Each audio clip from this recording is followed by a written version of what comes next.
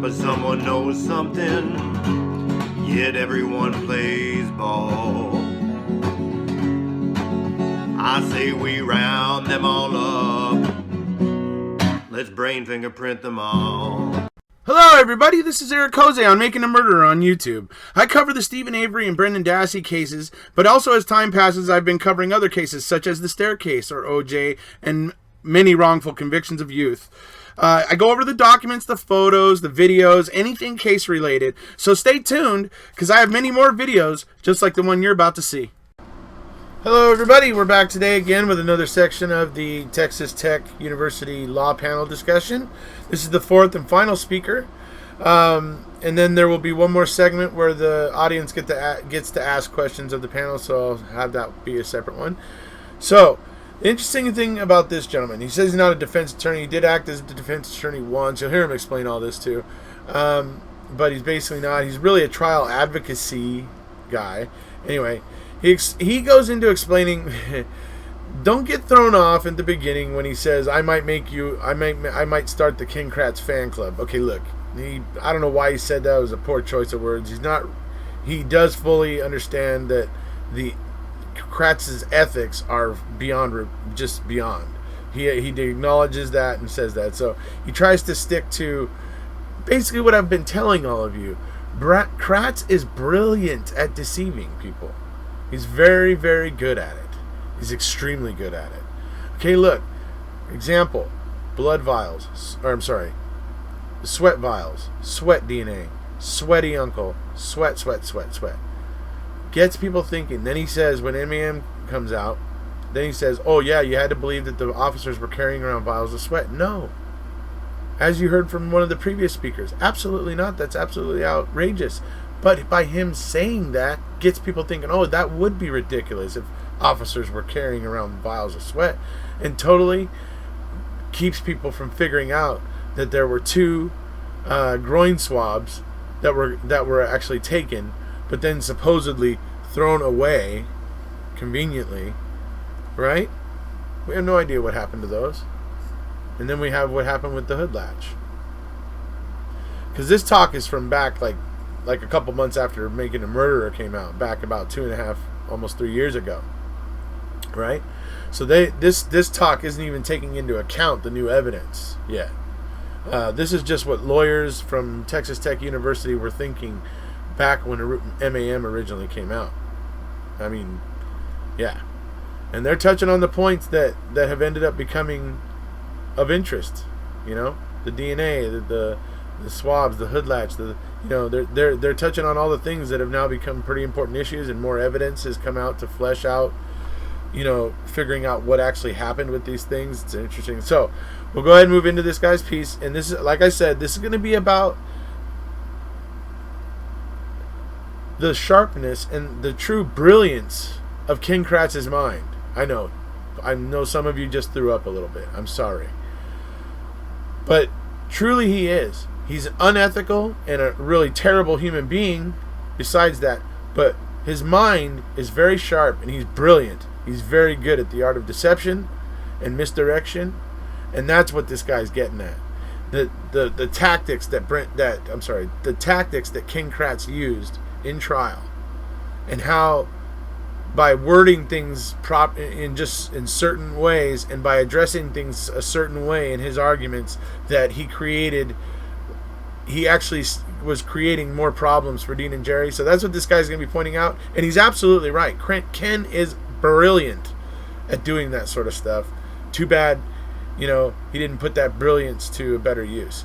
Too bad he devoted it to being unethical, questionable person. So let's go ahead and get on into it. Okay. Other Professor Sherwin? Well, thank you, Professor Sherwin. You're welcome, Professor Sherwin. We don't call each other Professor Sherwin around the house. That would be weird. No, thank you. I appreciate being here. I'm kind of the black sheep on this panel because unlike my fellow panelists, I never have, I don't practice criminal law. I'm not an expert in criminal law. I don't write on criminal law. In fact, my one foray into criminal law in practice was an appeal I handled. It's one I'm very proud of. It went all the way up to the Court of Criminal Appeals involving Brady evidence. And we won at the Court of Criminal Appeals, which is very hard to do, not just for criminal defendants, but for appellants in general.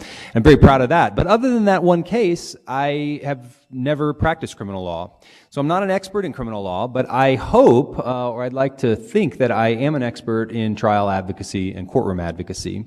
And so that's why I'm happy to be on this panel, because I really believe, to me, that was the most amazing thing about this documentary, is I think what we saw on display was some of the most incredible displays of courtroom advocacy I've ever seen.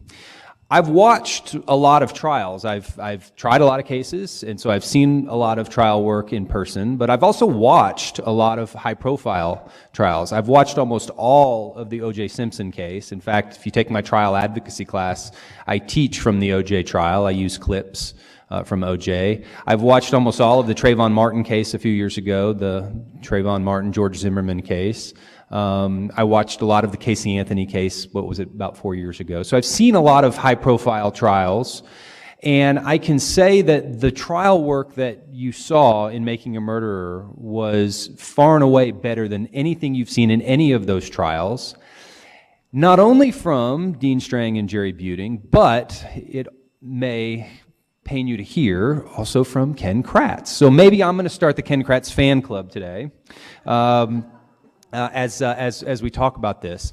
You know, Ken Kratz, I get it, right? And I want to be clear, my comments don't go to his ethics. I think the points that Ricky has raised and Brandon has raised are outstanding points. I agree with them wholeheartedly, and I think they go to his prosecutorial ethics. I'm not talking about his ethics, I'm talking about his courtroom advocacy skills, okay? I want to be clear about that, because it's real easy to see Kratz as the way he was painted. It's very clear, this is a documentary that is pro-Stephen Avery. Think of the title, it's called Making a Murderer. I mean, this is a pro-Stephen Avery piece. And Kratz sort of fits the role as the antagonist, as the villain, and he walks right into it. I mean, look at the guy. He's not a good-looking guy. His suits don't fit him well. He's the perfect example for why you're not supposed to wear a button-down collar with a tie. Gentlemen, take note. Watch it, and you'll see what I'm talking about. And of course, as Ricky points out, he's got that annoying high-pitched voice, which he can't help, but I get all that. But my point is that if you watch this, and you study it from a trial advocacy perspective, you'll realize that he's an incredibly effective, outstanding trial lawyer who is measured, who is precise, who is calm, and who really puts on a good case. I'd like to focus my remarks really around two, I guess, pretrial motions, two issues that occurred in this case that were handled in pretrial motions that really affected the way this case got tried. The first of which has to do with the press conference, the March 2nd press conference that Ricky talked about. And so we saw what happened. The response to that was very interesting. Now realize, after the press conference, the prosecution found themselves in a quandary.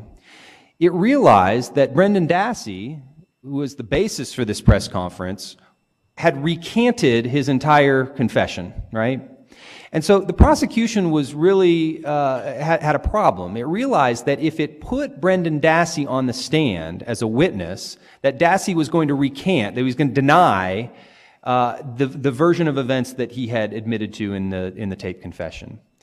And so the prosecution had to sort of balance that. Okay, well, if we put Dassey on and he denies the version of events that he's admitted to, which version would the jury believe? On the other hand, if the prosecution doesn't put Dassey on as a witness, it can't use the taped confession, because the Sixth Amendment of the Constitution has something called the Confrontation Clause, and you have to give Stephen Avery the opportunity to cross-examine the accusations against him, and you can't cross-examine a videotape. So the prosecution had a real choice to make, and that is, do we go it without the Brendan Dassey testimony and tape, or do we put him on? And of course, they had really no choice, which was they knew they had to go it alone, without Brendan Dassey. The problem is is what do we do now with all this pretrial publicity that's already out there?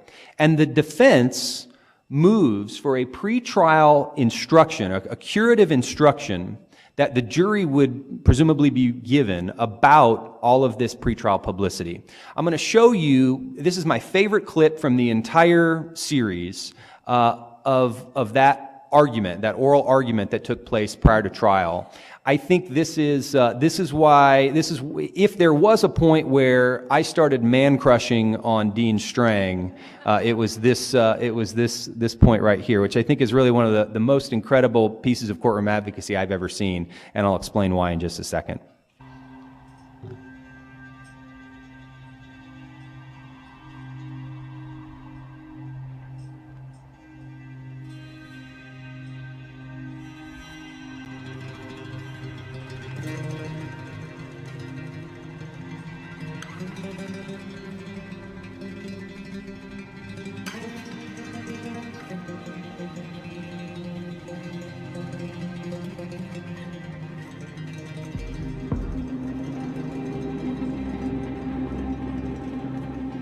It is too late to sit on the fence. The state has all the information it needs today. It's had it for months to decide whether it's calling Mr. Dassey to prove the 3 charges it added or not. The 3 attorneys at this table have had long discussions about whether we should proceed with all 6 counts or whether we should proceed with the 4 counts that don't require Brendan Dassey's testimony. If put to that question today, then it is our inclination to proceed on the 4 counts that do not require Brendan Dassey's testimony. But if we have to start this case swimming upstream, if you will, in the face of some instruction given to the jury that they should be taking some negative view of the state, then we intend to proceed on all 6 counts. Mr. Strang, briefly. All due respect to counsel, the state is supposed to start every criminal case swimming upstream. And the strong current against which the state is supposed to be swimming is a presumption of innocence. That presumption of innocence has been eroded, if not eliminated, here by the specter of Brendan Dassey. And here's why the court needs to take some further curative action. Up through the WFRV report last night, for example, Stephen Avery has been presented as the man who allegedly raped, mutilated, and murdered Teresa Halbach. How many times will Stephen Avery be charged in Manitowoc County with rapes he didn't commit? This makes 2. Forget getting the 18 years back on the first one. Where do we go to get the last 10 months back? Where do we go to get our presumption of innocence back? From a public who believes and has heard time and again that he's an alleged rapist, even before murder. So this was so incredible because, as a lawyer, I'm always, anytime I'm watching a courtroom drama on TV or a real trial or whatever it is, I always try and put myself in the shoes of what's happening. And so I'm sitting there watching this for the first time, and I hear Kratz say we should not be forced to swim upstream. And I think to myself, ooh, you got to use that. You got to use that, Strang. You got to use that line. But in the 25 seconds he had in between the time Kratz said it and the time Strang's got to get up to give his rebuttal, he comes up with this beautiful line about they ought to have to swim upstream, and the current against which they swim is the presumption of innocence. I mean, how do you do that? How do you do that? I couldn't do that. And here's how he did do it. Number 1, he listened. He, instead of thinking about what it was he was going to say and planning his rebuttal, he was listening to the other side. And number 2, he didn't go up there with something pre-planned, with something canned, as we say. He was prepared to respond, and he did. Now, it was incredible, but he lost. He loses the argument. The judge doesn't give the instruction. And here's the effect of that, is that it really presented what I call sort of the 2 cases that the defense had to try. On one hand, the defense had to try the case that Kratz presented at the March 2nd press conference, that what was an opening statement that he gave at that press conference. In fact, I think it was better than the opening statement he actually gave at the trial. The defense has to defend against that version of facts. And on the other hand, the defense also has to defend against the case that Kratz really puts on. And it put the defense in a real bind, and I think they did the best they could, but here's where I want to compliment Kratz, is the way Kratz capitalized on that, and it goes to an example Brandon showed. I'm going to show you what happened at closing argument and how Kratz was able to capitalize on this. Reasonable doubts are for innocent people.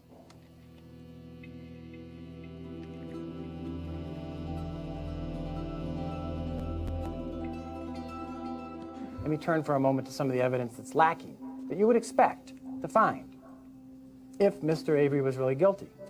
No blood spatter on the walls or the ceiling. No bloody trail of a body being carried out of that bedroom into the garage or into the burn pit. Nothing on the carpet, nothing on the back stoop, the deck, anywhere. No scratches on the headboard. No rope fibers on the headboard. Nothing that would indicate somebody restrained, struggling for their life, who was murdered in that bedroom.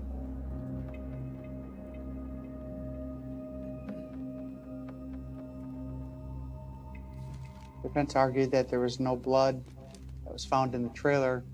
Since Teresa wasn't killed in the trailer, there shouldn't be. But what was found in the trailer is extremely important. They found an Auto Trader magazine and a bill of sale. Teresa was in that trailer. She was in the trailer, but she was not killed in that trailer. Teresa Halbach was killed in the garage. She was killed in Stephen Avery's garage. Now, look at what happened there. He was able to completely sidestep the issue that he put on a completely different case pre-trial without really having to go back and cut against himself. I mean, he talked about, well, she was in the trailer. We know she was in the trailer. And doesn't really have to talk about what happened in the trailer, but rather just gets to say she was killed in the garage. Now, ethically speaking, maybe that was completely dastardly. I happen to probably agree that it was. Because we know that in the Dassey case, they have a completely different version when they're using the Dassey confession. But from a trial advocacy standpoint, it was, I think, extremely solid that he basically put Strang and Buting in this position where they had to try two different cases. Buting's got to get up and try and disprove everything that was in the back of the mind of the jurors, right? We can't unring that bell. We can't put the toothpaste back in the tube, as I like to say. And so we have to explain that. And then when he does, Kratz uses it against him, say, I never said killed in the bedroom. Where's he getting that from? She was killed in the garage. So I think that was really well done on Kratz's part. The second point I want to point to, the pretrial ruling, had to do with what was referred to in I guess under Wisconsin law as third-party liability. I guess in Texas we call it other perpetrator liability, the argument that a third person did it. And this kind of gets glossed over in the documentary, but they weren't allowed to argue that a specific third person had committed this crime. And there's a reason for that. This is true in every state. There are limitations on when you can make that kind of argument. And for those of you who've taken evidence, it's a Rule 403 argument. It has to do with relevance, and it has to do with being more prejudicial than probative. And I won't go into all the law. We can talk about that afterward if you want. But they weren't allowed to argue that a third person committed this crime. As a result, very little of, well, I don't say very little. The defense had a very difficult time. In fact, I've read interviews with with Buting, where Buting has said that was the most detrimental or devastating ruling pretrial that they got, was that they couldn't point to a specific person and rather just had to sort of argue in the general that somebody else did it. And I think that really hurt the defense because they couldn't really put on a cohesive theory of what happened. And I'll show you how that got handled in closing argument. We do not and have never claimed that the police killed Teresa Halbach. However, the person or persons who did knew exactly who the police would really want to blame. Despite Mr. Buting standing up here saying, look, folks, we're not saying that the cops killed Teresa Halbach. What we're saying is that somebody else skillfully exploited law enforcement bias, as if there's somebody smart enough out there that could do that. But when you scrape one layer of this manure off of the topsoil, you'll realize that the cops had to kill her. Now, are you, as the jury, in order to find Mr. Avery not guilty, willing to say that your cops, that your Manitowoc County Sheriff's deputies, Lieutenant Link, Sergeant Colburn, came across a 25-year-old photographer, killed her, mutilated her, burned her bones, all to set up and to frame Mr. Avery? You've got to be willing to say that. You've got to make that leap. So I think that was a really incredible job on Kratz's part to capitalize on the fact that Strang and Buting they weren't allowed to, point to a specific person who committed this crime. And then that forced them in turn to try and explain things of, well, listen, we're not saying that the police killed her. They couldn't really argue that, right? I mean, that would be so far-fetched and hard to believe that they realized they couldn't argue that, and so they had to sort of deal with that in their own closing argument, and I think Buting did a good job, but Kratz comes right back and says, listen, the only way this would make sense, because there's nobody smart enough to sort of manipulate the police in that way, is for you to believe that the police did do this, that they actually killed her. And of course that doesn't make any sense either.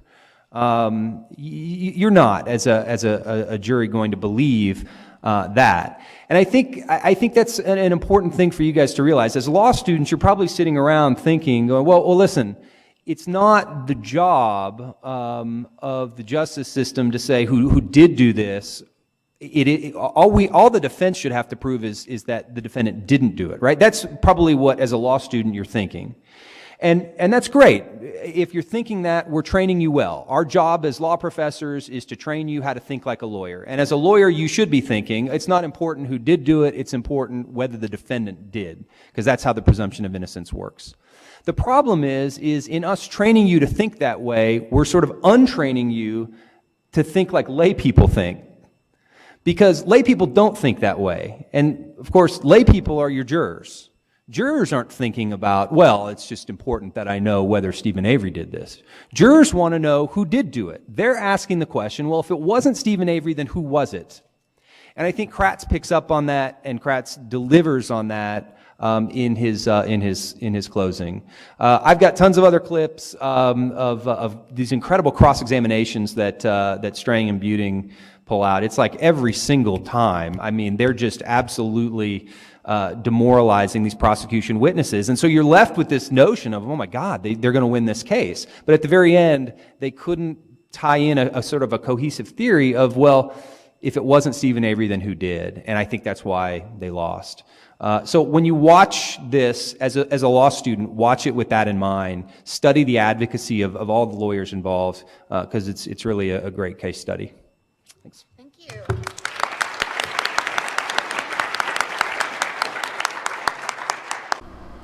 Okay, so I hope you can see what I mean there.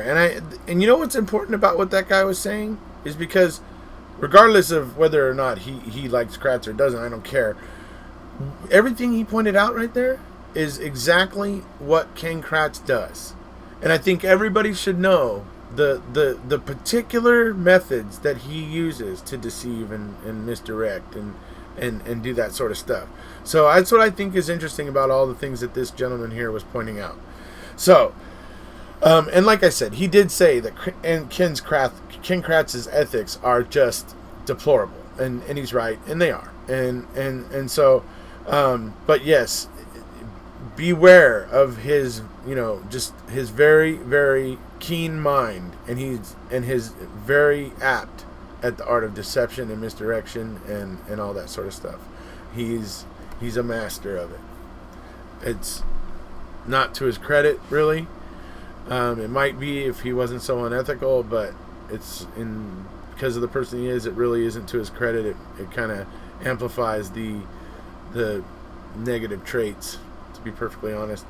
So that's about it for this one, folks. The next one will be about the question and answer session that followed the speakers. So I'll go ahead and have that one, made into one segment, and I'll upload that for another premiere for everybody to get together and chat about. And if you haven't already, please hit subscribe, and we'll see you.